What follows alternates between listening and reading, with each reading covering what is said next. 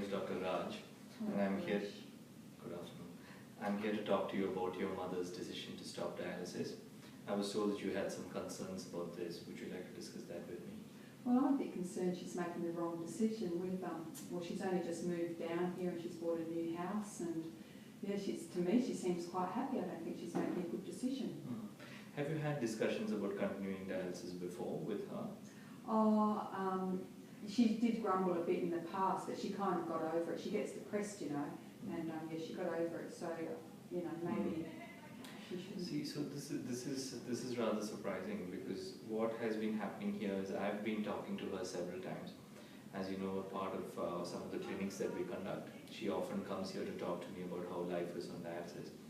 And I'm sorry to say that over the past 4 or 5 months, we've had several visits where each time she's expressed that she's deeply unhappy with dialysis, and that she doesn't think that this is a life worth living. And I think as doctors, we do tend to give a lot of importance to what patients assess about how they feel about their lives. And I think if we have evidence that this is something that she has felt consistently, and in her case I think we do have this evidence, I think we should respect that and give her the opportunity to speak her mind.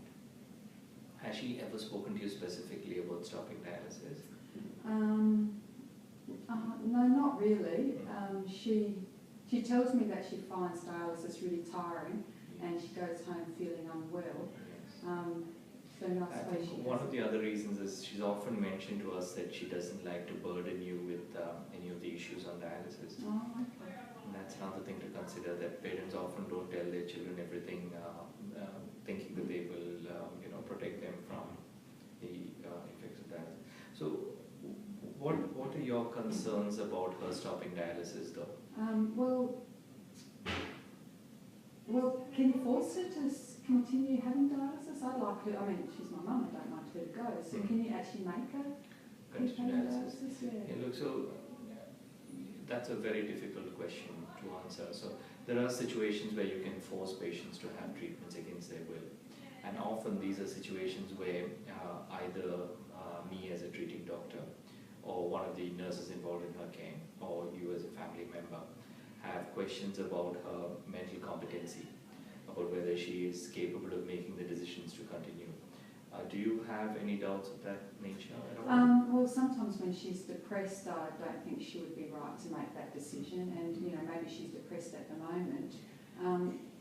So, as you can imagine, it's a very difficult decision to make, to not only first recognize that she's depressed, but also to imagine that this depression is affecting the decisions that she makes. As her treating doctor, there are certain standardized ways of testing for her cognition and her competence. And I have done these tests, and it appears to me that she is of good sound mind and that she has adequate cognition. So we do this on the basis of standardized tests, and I've done this, and she seems to be very much with it. And I think you'll remember that when we discussed this with her in the morning today, she was quite categorical in saying that she does not want to continue. Don't you think that might be committing suicide though? This is a question that a lot of patients that withdraw from treatment often ask of themselves, and a lot of families ask of themselves.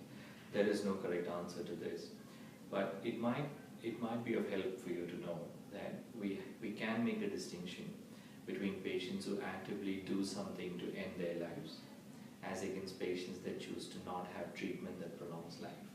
And I think it would be reasonable to say that most people would not consider this suicide. So it's withdrawal from treatment, and I think death or the end of life happens as a consequence of withdrawal from treatment. But these are two separate entities, separate in time. So I personally don't think that this is suicide, and I'm sure if you spoke to a whole range of people, nobody would actually agree that this is suicide. I think it's important that you look at it in terms of what it is. So there is this difference between giving her the treatment that's available to keep her alive versus giving her the treatment that she would want to have. And I think as family and as doctors, we need to make that distinction between what she wants and what we think we can do for her.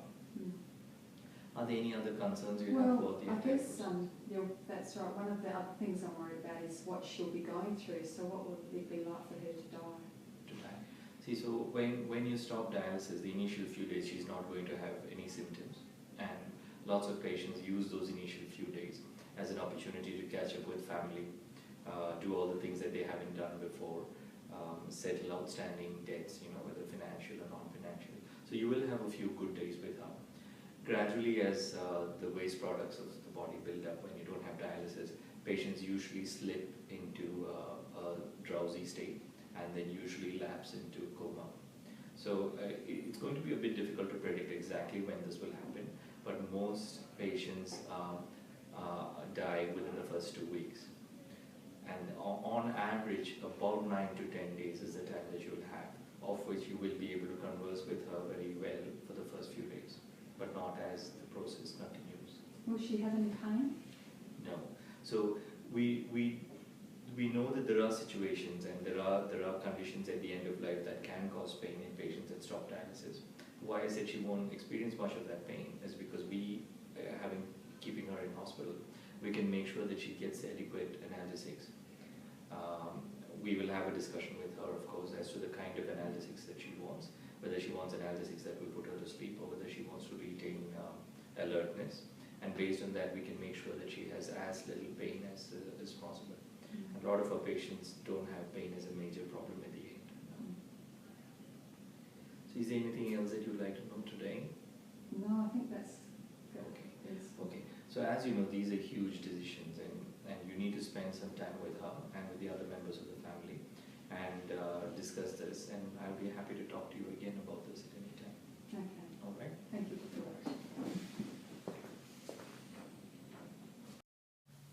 Overall, I think the interview went well.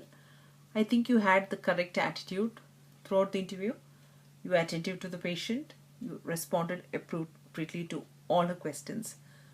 Your responses were measured, and it appeared to strike the correct balance between understanding the daughter's concerns and also advocating for your patient's right to choose.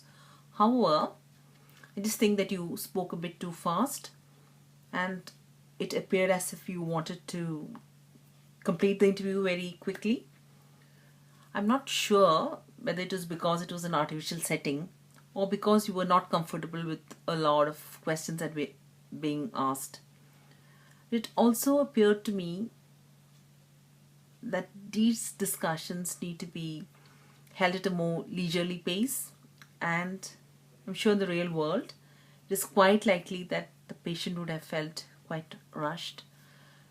And I also think you should make a little more eye contact. At times you appeared distant and you were a bit too serious. And I think the patients need more understanding in these situations rather than the exposition of facts. Overall, I really cannot think of anything that you could improve specifically. And I'm sure in the real world, in a real clinical setting, you would have a lot more emotions to handle and perhaps more time to do things. And it would help if you deliberately slow down the pace of the discussion. That's all that I can think of.